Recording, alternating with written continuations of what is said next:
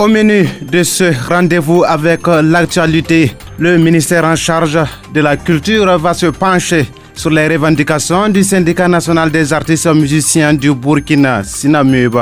C'est en tout cas la promesse qui a été faite au syndicat. Ces responsables étaient face à la presse ce vendredi. Pour une bonne préparation des élections présidentielles de 2020 au Burkina, il faut rétablir la situation sécuritaire, rendre possible le vote des Burkinabés de l'extérieur et résoudre la crise au niveau de la Commission électorale nationale indépendante. C'est ce qui ressort d'un panel à l'initiative du Centre pour la gouvernance démocratique CZD. À l'international, on parlera aussi de l'Algérie qui a connu ce jour son 4e vendredi de manifestation contre les propositions d'Abdelaziz Bouteflika de reporter les élections présidentielles, prolongeant ainsi son mandat.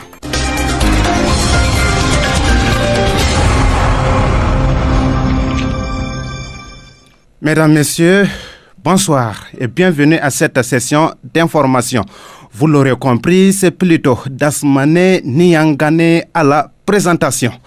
Procès du putsch de septembre 2015, ce sont essentiellement des témoins des accusés qui étaient à la barre à l'audience de ce vendredi 15 mars 2019.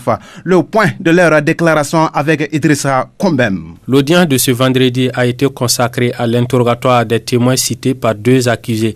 Le premier accusé, le sergent Sawargo Nobila, a cité 3 témoins pour confirmer ses propos selon lesquels il ne faisait pas partie du commando qui avait mis aux arrêts les membres de la transition.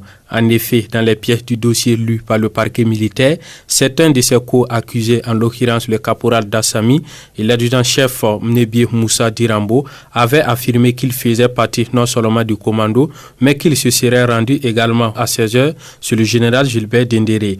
L'accusé Sawargo Nobila, lors de son passage devant la chambre de jugement, avait nié en bloc ses propos et avait soutenu qu'il n'est allé au camp Nabakoum 2 qu'à 17h. Et c'est pour éclairer et aider le tribunal à la manifestation de la vérité qu'il a fait venir les 3 témoins. Son premier témoin, Sawargo Konsamyoure Salam, un de ses cousins, a soutenu que l'accusé était avec lui de 10h à 12h30 et qu'il se serait rendu après chez une dame du nom de Sawargo Justine pour effectuer des achats de fournitures scolaires. Appelée à la barre, cette dernière a également confirmé que l'accusé était chez elle de 13h jusqu'à 14h et qu'il a effectivement effectué des achats chez elle. Son 3e et dernier témoin est le sergent Jean Yoli, un de ses ex-collègues du RSP. Ce dernier a déclaré que l'accusé l'a joint vers 15h30 pour comprendre les faits et c'est lui qui lui avait dit de venir au camp pour comprendre les faits. Il a également précisé que c'est à 17h que l'accusé est arrivé au camp Nabakoum 2.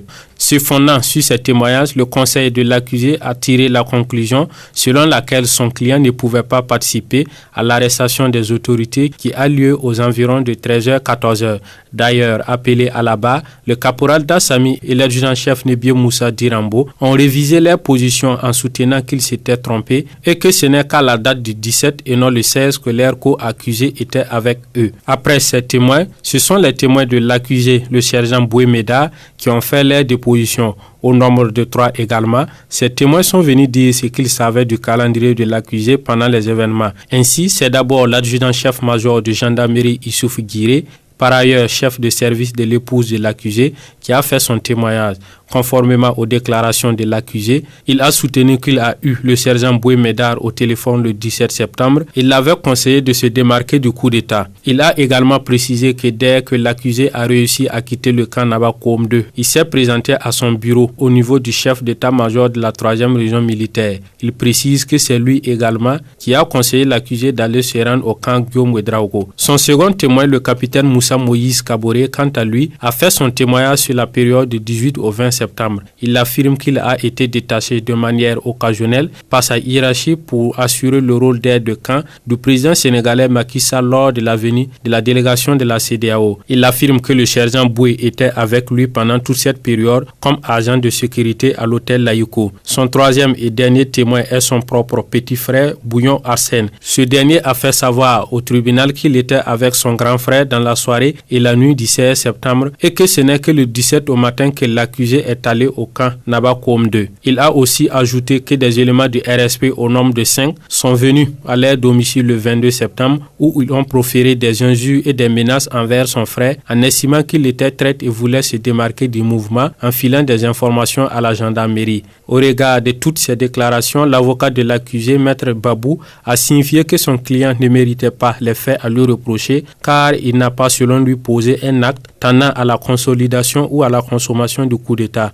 L'audience reprend le lundi 18 mars avec l'audition, cette fois-ci de l'expert des rapports téléphoniques Younoussa Sanfo. Le ministère en charge de la culture a pris la résolution de se pencher sur les différents points de la plateforme revendicative du syndicat national des artistes musiciens du Burkina Sinamub. C'est ce qu'a fait savoir le dit syndicat ce matin au cours d'une conférence de presse. Celui-ci qui indique avoir tenu une rencontre avec le ministre de tutelle le 7 mars dernier. Plus de précisions avec Tangateri Zongo. Relecture de la loi sur les coefficients en fonction du type de musique, audit du bureau burkinabé du droit d'auteur, dotation d'un logiciel unique de comptabilisation. Ce sont entre autres les différentes résolutions prises par le ministère en charge de la culture selon le syndicat national des artistes musiciens du Burkina Sinamub. Le syndicat note par ailleurs une augmentation du cachet des artistes lors de la dernière édition du FESPACO, mais juge celle-ci toujours insuffisante. Abdul Kader Ouattara dit Almami Kaji, secrétaire général du Sinamub. 150 000 francs CFA au lieu de 100 000 francs pour le playback, 500 000 francs CFA au lieu de 300 000 francs pour le semi-live, et ce comparativement à l'édition 2017. Nonobstant cette augmentation que nous jugeons insuffisante, un effort doit être fait pour atteindre le plancher de 1 million de francs CFA pour le live et 300 000 francs CFA pour le playback à la demande du syndicat. Non content de cela, il nous est revenu que 30% des cachets de certains artistes ont été retenus dans des couloirs. Les artistes musiciens se disent toujours déterminés pour une application effective des décisions de leur ministère de tutelle qui pour l'instant n'a pas prévu une échéance. Nous serons satisfaits quand il y aura la résolution finale. Quand on nous dira, voilà l'échéance du logiciel de comptabilisation. Quand on nous dira, il n'y aura plus cette injustice des coefficients au niveau du BBDA. Et quand on nous dira que les cachets là auront un plancher comme nous le demandons. Nous ajoutons que nous sommes dans un pays où tout s'arrache. Rien ne se donne. Sur la récente sortie médiatique du ministre en charge de la culture au sujet du Sinamub, le syndicat dit prendre acte des excuses de ce dernier.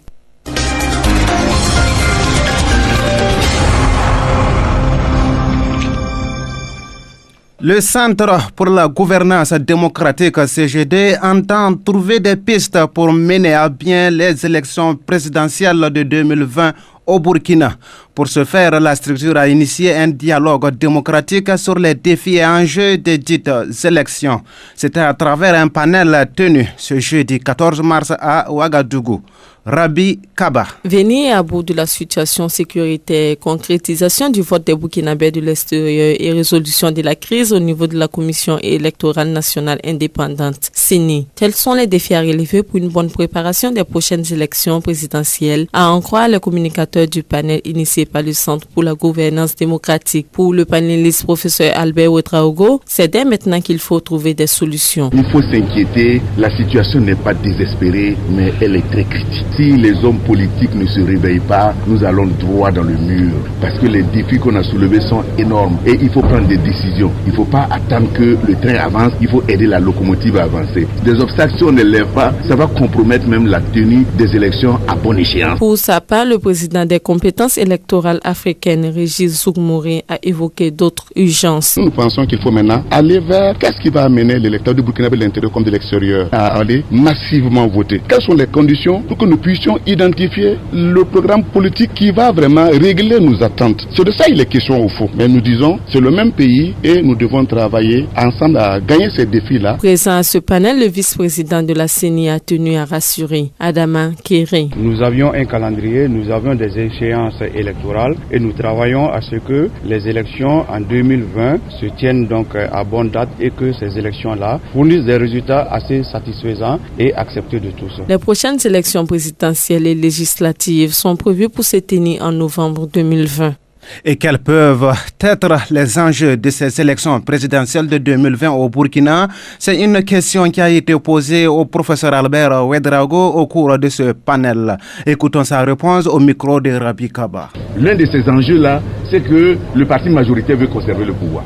Deuxième enjeu, ceux qui ont perdu le pouvoir veulent revenir. Ensuite, il y en a qui ont aidé à préparer l'insurrection, ils ont aidé à faire sortir le lièvre et au dernier moment on les a feintés. Ils aussi veulent venir. Et puis bon, il y a vous et moi qui pensons que cette élection-là va permettre enfin de faire l'inclusion, parce que les élections dernières, on en convient que l'inclusion n'était pas le maître mot. Et puis, avec cette élection, il y aura aussi une augmentation de l'engouement électoral. Parce que tous ceux qui pensaient qu'ils ont été sévrés vont vouloir venir. Les Burkinabés l'extérieur qui ont toujours été sévrés vont vouloir venir. Donc nécessairement, on aura plus d'électeurs que les dernières élections.